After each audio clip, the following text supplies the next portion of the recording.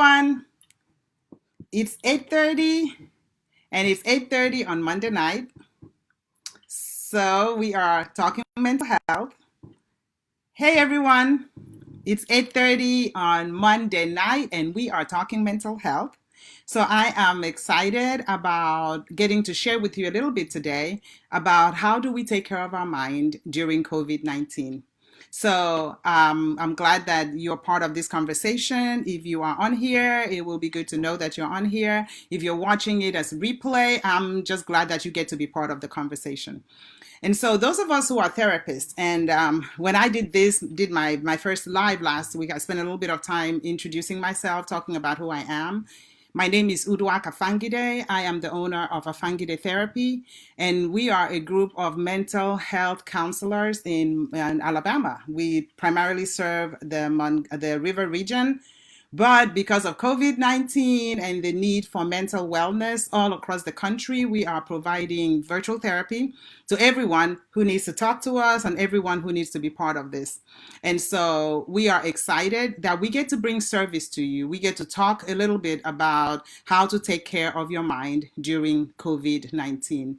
And so to get us started a little bit, I would like to talk about mental health. What is mental health? And there are a lot of different definitions, but I guess to encapsulate it and bring all of it under one umbrella, when you're talking about mental health, you're talking about emotional, psychological, social well-being of an individual. Hey, Tasha, thank you so much for joining. And so you will notice that a lot of people talk about physical health, especially during COVID-19. So the CDC has guidelines, and everybody's talking about the need for us to take care of ourselves physically. And that is extremely important. But in the past few weeks, people have started to realize that it is not just our physical health that is affected by COVID-19, but our mental health is affected also. And even though mental health covers everything that we do, if you're mentally healthy, it's going to affect how you think, it's going to affect how you feel, how you act, it's going to determine how you handle stress, it's going to determine how you deal with not just stressful conditions, but traumatic experiences. When I was growing up, in this country, and some of you may remember, I don't know if you're on there, but feel free to chime in at any time. But some of you may remember that there was a conversation. Hey, Tasha, thank you so much. Hi, Debbie. How are you? Good to see you guys on here. But I've just been talking a little bit about how the emphasis during COVID-19 is on everybody staying safe. And but when we're talking about staying safe, it's got to be a lot more than physical health. We also have to talk about our mental health because our mind affects everything we do. So maybe you ladies can chime in. Do you guys remember where there was a slogan that said, "A mind is a terrible thing to waste"? And I remember that growing up, and it had to do with the HBCUs, and they were talking about how it's important to educate people and educate everyone because you can't waste somebody's mind. And I think it's time to bring that back because everything that we do emanates from our mind. If our mind is healthy, we are going to make healthy choices. Okay. And so today I'm not really going to talk about the whole idea of mental health because that's a big thing. But today's segment, I just want to talk about our minds briefly. So I'm going to pose a question for those of you who are able to join in. And I really love the interaction. So I want you to weigh in a little bit. But do you think people focus more on their physical health or on their mental health? Which one do you think people tend to emphasize more? And while I'm waiting for you to comment on that, it seems like you can tell that people need to take care of their physical self. But would you agree that people tend to focus more on their physical health than on their mental health? And so my next question would be why? Why do we think people place more emphasis on their physical health than on their mental health?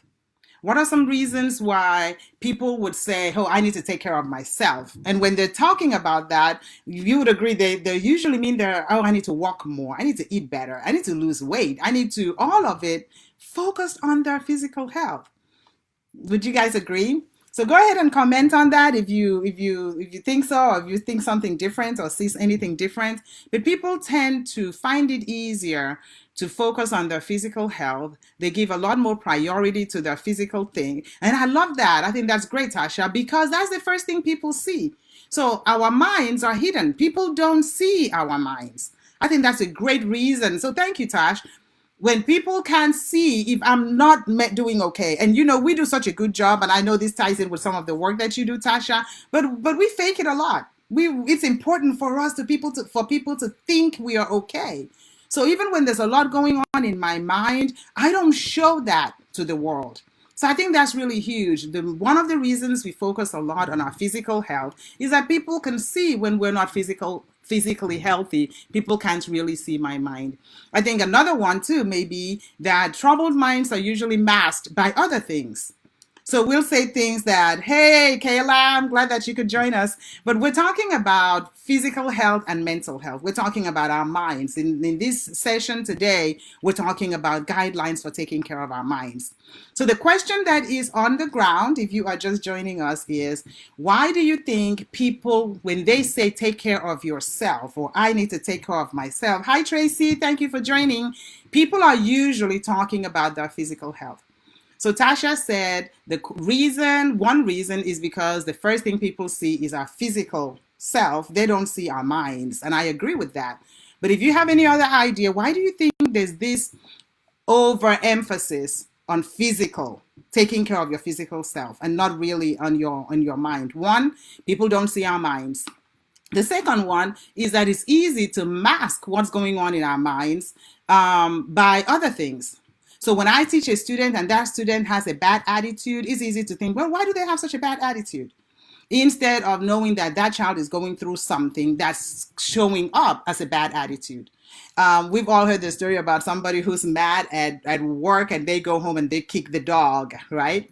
Well, they're not mad at the dog. The dog didn't do anything. But sometimes when things are going on in my mind and I can't express myself, it comes out as anger. So it's either going to come out as anger, or it's going to come out as an attitude, or sometimes comes out as an isolation. So when I'm not okay, I push people away. I would draw into myself. There's so much going on in my mind that I'm not able to deal with it. It comes out in different ways. Okay, so we've talked about two reasons why it appears people do not really focus on their minds as much as they do on their physical health. Maybe another reason is there's a stigma. So I don't know if you have noticed that, but there's a stigma about mental health, mental wholeness, mental health. And so when I first became a therapist, that was one of the things that shocked me the most.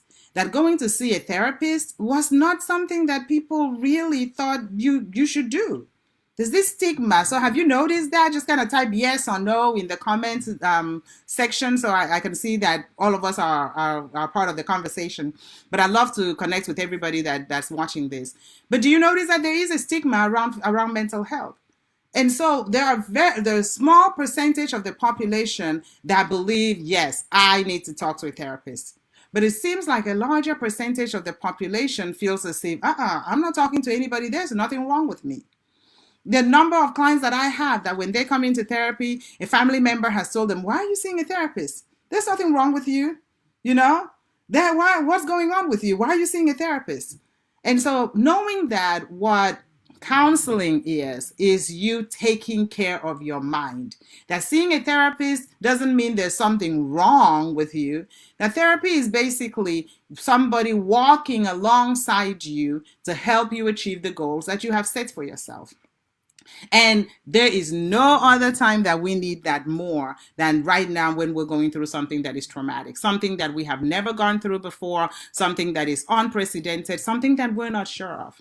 So I'm a teacher. I'm a university professor. Hey, Mercy, good to have you on here. I'm glad that you could join. So we are having the conversation about taking care of our minds. And we've done a few little segments already. If you are just joining us, please feel free to type your comments and just be part of this conversation. But what we've talked about so far is the need for mental health, what mental health is all about, the undue emphasis that we have on physical health, and it appears as if it's to the exclusion of taking care of our minds, and we've given some reasons why we think that is the reason.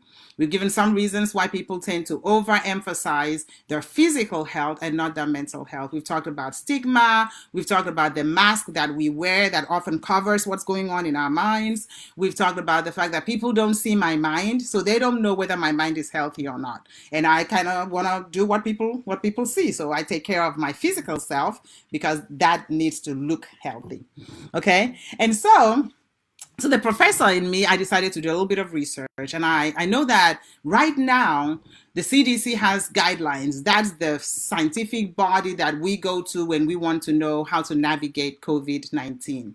So the CDC talks about how to handle stress, which is part of mental health. The CDC talks about, they're the first ones that came up with the idea of, well, I call it physical distancing, but they called it social distancing.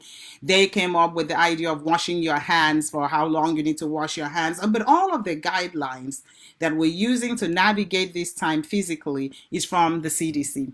So I was interested in finding out, what is the CDC guidelines for dealing with mental health during COVID-19? Okay, so did my little research, and guys, there's really nothing on there. So the CDC doesn't have guidelines for dealing with mental health. So I went to the National Alliance for Mental Illness, and everybody is acknowledging the importance of this. But I like, number one, do this, number two, do this, number three, do this. That's what a guideline is for me. I like the steps. So when I teach my students and we're talking and we're in a biology lab, I give them steps. This is what you do. This is what you do. This is what you do. That's kind of what I was looking for. And they didn't have any. And I felt like it was important to have guidelines for taking care of your mind. So there are about 7 guidelines that I'm going to talk about that I wanted to share on today's Facebook Live. I want you to just kind of listen to these guidelines, think about these guidelines, and see whether these guidelines are meaningful to you or not. So 7 guidelines for taking care of our minds during COVID-19. Okay, you ladies, everybody ready? Okay, so here goes. And this is not original to me. This is my looking at the literature that is out there about mental wellness. Hey, Tony! I'm glad that you could join. Glad you could be part of the conversation tonight. But so these are taken from all of these different agencies and how people deal with stress and how the mind works. And we're not talking about guidelines for mental health. We're talking about guidelines for taking care of your mind. Your mind is only part of your mental wholeness. But the reason I'm talking about taking care of your mind is that everything you do emanates from your mind. Right now, we are in situations we've never been in before. We're facing pressures that we've never faced before. We're having to be in the home, all of us together, without anybody else, without an outlet. We can't go out. We can't go and release tension and then come back home and present our best selves. We're all seeing each other through the ugly and the dirty, and we're having to make it work. And if our minds are okay, it'll be a lot easier to handle the stressors that are associated with COVID-19, okay? So if you are just joining us, we are talking about taking care of our minds during this time. I'm so glad being able to regulate your emotions. I forgot I had to scroll down to read your comments, so pardon me for that. Being able to regulate your emotions, wearing the mask, yes, this is great. Thank you, guys. So ready, number 1. Be intentional about what you allow into your mind and when. That's number 1. If you are the person that wakes up in the morning, first thing you do is you turn on the TV and the TV stays, and I've been in homes where the TV stays on 24 hours. This is not the time to do it. Because right now, it's kind of like the TV is stuck on COVID-19, and that's all you hear from morning till night. The danger with that is that our minds need a break. Just like we need a break. Sometimes, I need to go outside. I just need a break. Or, you're reading a book. You're like, I need a break from this. Our minds need a break. And that's going to require that we be intentional about what we allow into our minds. But not just what we allow, but when do we allow those things into our mind? And so I want you to, share, because I really want this to be a conversation between us. What are you doing to be intentional about what goes into your mind? So I have people who say, very good. Christy says, how to limit the news and social media, especially Twitter. Yes. Because if you're on it all the time, you only hear things that's going to feed your anxiety. And I'm so glad that you're here, Miss Freeman. You're only going to hear things that's going to make the anxiety even worse. But that's all everybody's talking about. And I know people, I have clients who need information. I'm like that. I need to know what's going on. But what am I doing to make sure that my need for information is not feeding anxiety, is not putting things into my mind that make my mind heavy and make me feel stressed? So sometimes you may have to limit yourself, say, okay, only going to watch the news for an hour, or I'm only going to turn it on at certain times. If you're dealing with anxiety and you find that listening to the news before you go to bed makes it even worse, then listen to it way before you go to bed.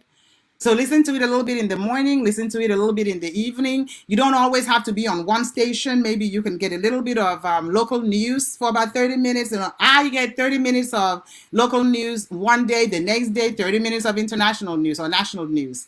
And then the next day I can go back to local news. But 30 minutes, limit the time. There will come a time that you can keep your TV on all day, but this is not the time for it because we're taking care of our minds. And what that means is being intentional about what goes into our mind. That's tip number one. Tip number two, do one thing that brings you joy. One of the things that weighs our minds down is not feeling like we have a purpose. And so when we had to get up in the mornings and go to school, get up in the mornings and go to work, get out in the mornings and okay, today I'm going to go sit at Starbucks and just maybe write a paper or do something. We had a reason to get up. But now, if you're not, talk to somebody today and they were like, what day is it? And I said, well, it's actually, it's Monday. And you probably have felt that way during this COVID time. You have no idea what day it is. The days run together. One of the ways to help you is to have something to look forward to. What is that one thing that you are looking forward to? It may be one day you're like, okay, this week on Wednesday, I'm going to whatever that is. We have more time on our hands than we've ever had. And even though we're limited in what we can do and where we can go, if we have something to look forward to, it's going to give our minds the purpose that it needs. So what is the one thing that brings you joy? It may be something as simple as just sitting quietly. About a week ago, 2 weeks ago now, there was a full moon, just sitting outside and watching the full moon. It may be something as simple as just watching a show that is just yours. Whatever it is, but what is that one thing that you are going to look forward to? Do one thing that brings you joy. What we tend to do, and I'm looking at you, and most of the people that seem to be here are ladies, just like I am. And I know you gentlemen, somebody will watch it on replay that's not a lady. But what we tend to do as ladies is we tend to make it about everybody else. Okay? We tend to make sure that everybody else in our lives are okay. Well, during COVID-19, if you're not okay, it's going to be hard to make everybody else okay. Because you all know what they say, you can't give what you don't have, right? So one way to do that is to put yourself first. To take care of your mind, then do something that makes you happy. When you do something that makes you happy, when you do something that brings you joy, it gives your mind something to look forward to, and it gives you a purpose. So number one, be intentional about what you're letting into your mind. These are my guidelines for taking care of your mind. Be intentional about what you're allowing into your mind and when you're allowing it into your mind. Guideline number two, do one thing that brings you joy. Give your mind something to look forward to. Guideline number three, especially for those of us who are working from home, redefine productivity. Redefine productivity. I heard a lady say, I think 2 days ago, that this whole idea of working from home is a misnomer. Because what working from home tends to make us feel like is we have to churn out the same amount from our home office, as we were churning out when we were going to work. She says, we're not working from home. We are at home attempting to work. We are at home attempting to work. So the only way, or one way, to make sure that my mind doesn't get overwhelmed with everything that I have to do is to redefine productivity. What does that look like? If you're someone that was used to being in your office at 7:30 and working till 5, maybe taking an hour lunch, and during COVID-19, you're still getting up and sitting at your desk from 7:30 until 5 and maybe getting at 30 because you want to get so much done, you're going to burn out really quick and you're going to tire your mind and wear your mind out. And so redefine productivity. Maybe instead of working at 7:30, you can start working at 8 because you're going to get the work done. It's just going to look a little different. Maybe instead of sitting at your table in your office, your home office, you put your laptop on your lap and sit outside. Sit under the trees. Do something a little different because productivity is going to look a little different during COVID-19 than it looked before. Okay, you guys still with me? Okay, so I've given you 2 tips already. I want you to, I'm hoping you're writing it down because at the end, I'm going to want you to share which of these tips resonates with you the most. So the first one is be intentional about what you allow into your mind. These are guidelines for taking care of your mind during COVID-19. Hi, Jasmine. I'm glad that you're here. Thank you for being part of the conversation. But be intentional about what you allow into your mind and when. That was tip number 1. Tip number 2, do one thing that brings you joy. Tip number 3, redefine productivity. Yeah, you're used to going to work and being in the office with other people and maybe having a boss that is making sure you're doing things done, or maybe getting on your nerves because you got so much to do, but your boss is right there and you're not getting it done. Guess what? You are your own boss. And so the question that I thought about was, what kind of self-boss are you? Are you the kind of boss that knows that the worker, which is you, needs a break? Are you the kind of boss that allows you to go outside and go sit down somewhere? Hey, Kathy, what kind of boss are you to yourself? Redefine productivity. You know you're going to get it done, but productivity has to look a little different. My bosses think that working from home, sitting, watching TV, that's right, but we know it's not. You are working. If you're like me, and I'm just going to be very vulnerable, and I know my students are going to be watching this, and I'm going to be very vulnerable and say this. I'm working harder from home than I was going to school, going to work 5 days a week and teaching at Faulkner. Because I'm having to develop, and you're probably finding out the same thing. I'm spending so much time developing material. I'm putting videos for my students, but I'm either making those videos, which takes time, or I am trying to find videos that have already been made by other professors. I have to watch them first, so I have an idea that is good enough to let my students watch it. And then I'm putting work for them, and then I'm grading the work, and I'm replying to them individually, So conversations I would have had to a whole class and feedback I would have had to a whole class, I'm doing it individually. I'm working harder. So productivity is going to look different. But guess what? I'm working harder, but I'm also giving myself grace to know that I'm not going to be sitting in one place doing the work. I'm going to work in a way that fits me. So tip number 2, redefine productivity. Okay. Tip number 3, have a flexible routine. That's kind of very related to redefining productivity, because we've said productivity is going to look different. But what happens when productivity looks different? Sometimes it's going to require that I make my routine flexible. If you're someone who likes structure, then you're still going to have some structure. But build in margins as part of your structure. What we tend to do, which puts pressure and overwhelm on our minds, we tend to go from task to task.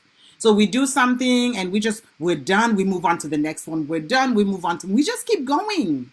This is not the time for it. Our minds are already stressed with everything that is going on around us, that our minds need a break.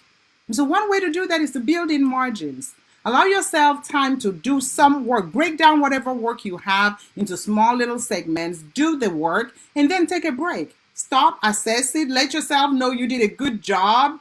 Validate yourself. Applaud yourself. Be the boss that knows how to compliment you for a job well done, because you're the one at home now. So be that kind of person to yourself, but set margins. So don't go from task to task. Set margins. Have a flexible routine. That flexible routine should include, it's easy to stay in my room and work all through lunch, because now I'm at home working, but knowing that I need to get away from my desk. When I'm taking a lunch break, I need to actually take a lunch break. When work is over, I need to separate my workspace from home, and I need to go home and put work away and enjoy being home. So it looks different, but these are things that I need to do so that I can keep my mind healthy to do everything else that my mind needs to do. So tip number 1, be intentional about what you're allowing into your mind and when. You have to be the gatekeeper of what you let into your mind. Number 2, do one thing that brings you joy so that you have something to look forward to. Number 3, redefine productivity. Look at productivity a little differently than you looked at productivity before COVID-19. Number four, have a flexible routine. Okay. And we're almost done. I got three more. Okay. So number five, make time to be still. Again, that goes with the going from task to task and saying, oh my goodness, I've got so much. I can get up at 5 and I can hit this report and I can get it done before anybody else wakes up. All of that. Make time to be still. Make time to be still. Realizing that this we started a sermon series in my church, and the preacher talked about the pause. This is a season of pause. And when you hit the pause button, sometimes you don't want it to stay paused for so long. One of the reasons this is a stressor for all of us is we're not sure when this pause will end. But we do want to look back at this time and say, in that moment of pause, these are the things that I did that helped me. And one of them is make time to be still. So if you are someone who meditates, this is the time to incorporate some meditation. If you're someone who's always going until they're tired and they fall on the bed at night, maybe listening to the TV, this is the time to fall on your bed at night and just let your mind be quiet. Your mind can't handle constantly moving. Your mind, I know, right? Your mind can't handle, Christy. He's like, make time to be still. Like, really? Your mind can't handle constantly going. Your mind needs you to stop and be quiet and take a deep breath and tell yourself it's going to be okay. So make time to be still. See how you can work stillness a little bit into your routine. If you're somebody who likes structure, Michael Hyatt is somebody that I follow, and he has a great series. He's a great resource person for leaders. But one of the things he says is every hour, take a 5-minute break. And when I first read that, I was like, it's taking me that long to get into the swing of things. And then I'm going to get up. It's like, get away from your desk, step outside and just be quiet. And I realized that the more I do that, the more I come back more rejuvenated to continue the work that I was doing. So for you, it may be a little bit in the morning before everybody else wakes up, maybe in the middle of the day, maybe right before you eat lunch, your first 5-10 minutes of your lunch break, maybe time where you just sit quietly. Just sit. Now, I don't know what your belief is, but there are people who believe that that COVID-19 wasn't sent by the Lord, but that the Lord uses anything. And the Lord is using this to remind us to be still, to be quiet. There's never been a time in human history that I have read in which the whole universe stopped at the same time. We're having it. I think the heavens are trying to tell us something, but then that's just me. I don't want to go off on my own little rant, okay? But we're finding out that, yes, it is possible to not be out of the house and go and go and go and go. How are you using this time? Yes, make time to be still, okay? That's number 5. Number 6. Okay, so I kind of struggled with what to call this tip, number 6, but I ended up calling it be intentional about thought processing. First, I wanted to say maybe journaling. Realize the importance of journaling. But I know that not everybody journals. And this may be a good time to start, but I think we've created such a hype around journaling that people are feeling, I hear things like, well, I just don't journal right. Or I don't know how to journal. There's no how to journal. Journal is processing your thought. It's one way of processing your thought. What journaling does is it allows you to get all the things that's going on in your brain, which tends to run on a loop. You know how you're always thinking the same thoughts over and over and over, and you can't break out of that loop? What journaling does is it gets that thought out of your brain and it puts it on paper. And there's a release in your spirit when you do that. But journaling is just one way of processing your thoughts. But make time to process, make time to let those thoughts come out. And you can process if you have a safe person, you can talk about it with them. You can process by just talking out loud. And don't worry about sounding crazy. The people in your house, they already think you're crazy. Know how? Okay, sorry, that was a joke. Okay? But but go ahead and process. When you sit and you're still and you're telling yourself, what am I thinking? Why am I thinking this? What you're doing is you're holding on to that thought just a little bit and you're having some control over that thought. So tip number 5, process your thoughts. Make time, be intentional about processing your thought. Asking yourself, okay, what is it that I'm telling myself right now? I tell my clients that thoughts are words you tell yourself. Thoughts are words you tell yourself. And so when I'm standing in the mirror looking at myself and I'm saying, my goodness, how could you do that? That is so dumb. That's what I'm telling myself. I'm not just thinking it, I'm telling myself. And you people have probably noticed sometimes I really am kinder to others than I am to myself. And that puts pressure on my mind. And so, what I'm calling you to do is be intentional about what you're telling yourself. But the one way to do that is to process your thoughts. Okay. So, that's tip number 6. I'm going to go all over again before I give you the last tip. So, tip number 1, be intentional about what you allow into your mind and when. You're the gatekeeper. You're the one who decides, no, I'm just listening to too much news. Okay, I don't want to listen to this right now. This is not the time for this. Or I'm going to listen to this for a little bit of time, get the information I need, then I'm going to turn it off. I'm going to get on my social media for a certain length of time, and then I'm going to get off. I'm going to use my phone to listen to Audible. I'm going to use my phone to listen to podcasts. Even though I have my phone, doesn't mean I'm always going to be on social media. Okay, so be intentional about what you allow into your mind. That podcast you've always wanted to listen to and you never really had the time, well, now you do. Okay, you've got nothing but time, right? So find some good podcasts to listen to. Find some good Audible books to listen to. Find some good audiobooks. Number 2, do one thing that brings you joy. Number 3, redefine productivity. Number 4, have a flexible routine. Number 5, make time to be still. Number 6, be intentional about processing your thoughts. Number 7, realize that you do not have to do this alone. So at the beginning, we talked a little bit about, I think Tracy also commented on that. We talked a little bit about the mask that we wear that makes us think we have to be okay all the time. We don't have to be okay all the time. We don't have to face this on our own. There are so many resources out there. And so I have a couple of friends that are on here that are therapists. I want you, if you're a therapist, colleague of mine, just go ahead and put your information out here. Maybe put your name in the comment section. But virtual therapists are out there. And what they want to do, or therapists are out there, what they want to do is offer virtual therapy to you so that we can help you be as healthy as you want to be. And so there is a stigma. We said that earlier. There's a stigma around virtual about therapy. There are people who say, you don't see a therapist. What's wrong with you? Why would you go to a therapist? All the therapist is going to do is help you be who you want to be. Walk alongside you and help you process. Whatever's going on, don't feel like you have to be strong and handle it on your own. Let people walk alongside you. Let therapists walk alongside you to help you process what's going on with you. Okay? And so take advantage of it. And so how do you begin? You can get on Psychology Today. Psychology Today is one of those resources that vets the therapist. There's another resource that I like. It's called therapyforblackgirls.com. They vet the therapists. The telehealth practitioners, they vet their therapists. Oh, there's one that I'm going to put here that I just stumbled across the other day. And the reason I like them, they're called Open Path.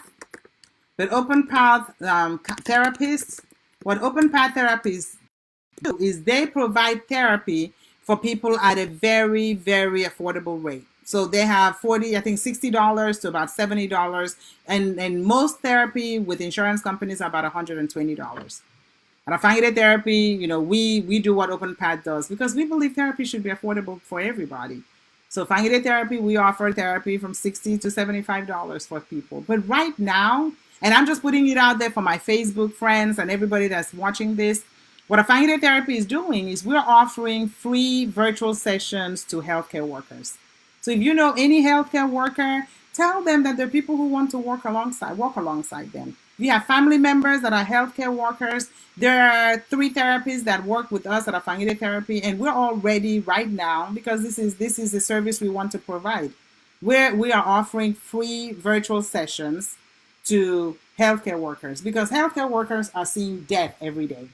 And so they need to be able to process it. And they're going home and they're having to be strong too. Or if you've lost a family member to COVID-19 and you want to see a therapist, just reach out to us and we will make sure that you don't have to pay anything for therapy. Okay, so I'm going to go over it again, and I want you to just in the comments box, go ahead and type any of these ones that stood out to you. Tips for mental health, tips for taking care of your mind during COVID-19. I'll go over it again, and I'd love to hear from you. Which of these ones, Miss Freeman already put on there, make time to be still. So I'm assuming that is one of yours that stood out to you. So I'm going to ask you to do one of two things. So either type the one that stood out, resonated with you the most, or type the one that you are going to be working on. Type the one that you think it's a challenge, but challenging enough that you're like, okay, this is one tip that I am going to be working on. So number one, be intentional about what you allow into your mind. Number two, do one thing that brings you joy. Number three, redefine productivity. Number four, have a flexible routine. Number five, make time to be still. Number six, intentionally process your thoughts. Number seven, find someone to walk alongside you because you don't have to do it alone. Okay, so Tracy says redefining productivity. I think that's a huge one because there are some people that define themselves by how productive they are. And they feel as if they're not hitting the same number of hours they were hitting at work, if they're not writing the same reports, if they're not making the same number of sales as they did before COVID-19, then they feel bad because they're not productive. But productivity looks different, okay? And so, okay, redefining productivity will help with all of them, okay? So Christy said, redefining productivity, having a flexible routine, making time to be still. Okay, good. I think so. Jasmine said, doing one thing that brings me joy is something that I plan to work on. Very good. Very good. I am so glad that you guys are weighing in on this, and I hope that this has been worth your time. It was interesting to me that there are guidelines for keeping ourselves physically safe. And so we know about hand washing, we know about physical distancing. And remember, last week we said, let's start a movement where we don't call it social distancing because we're supposed to stay socially connected. And the way our minds work, the two are incongruous. And it's hard for my mind to grasp, how can I stay socially connected when I'm socially distancing? So I'm on a movement to change it. So, I'm hoping all of y'all will join me. So now we say physically distancing. Socially connected, but physically distant. But anyway, there are guidelines on staying physically distant and washing your hands and wearing masks, physical masks. But there are no guidelines on keeping my mind healthy. And yet everything we do comes from our minds. And we're depending on our minds more to be healthy during this time than we have depended on our minds before. And so these are 7 tips that are going to help us. And as we're intentional about doing this without it coming from a place of judgment. So be kind to yourself. We said that last week. So last week's Facebook Live, we talked about the need to be kind to yourself. The need to be gentle with self. So when I do this and I don't do it right, there's no wrong. I'm just excited that I get to work on these tips to make sure my mind is what I want it to be. My mind is as healthy as I need it to be so that it can help me with everything else that I have to do. So thank you for joining, everyone. If there are any questions or any comments or anything that anyone wants to share, I would let you go ahead and do that on the comments line. If not, I have enjoyed just hanging out with you guys. But remember that we are encouraging everyone to find someone to walk alongside you. You don't have to do this on your own. There are therapists out there. There are counselors out there, people who want to walk alongside you to make this just a little easier. Make this just a little bit easier. So thank you so much. Thank you for being part of this. I have enjoyed hanging out with you guys. And, just carve out the time. Next Monday, we'll continue the conversation and we'll talk about dealing with some of the stressors, and we'll talk about relationships and some of the challenges that our relationships are facing in COVID-19 and how to overcome those challenges.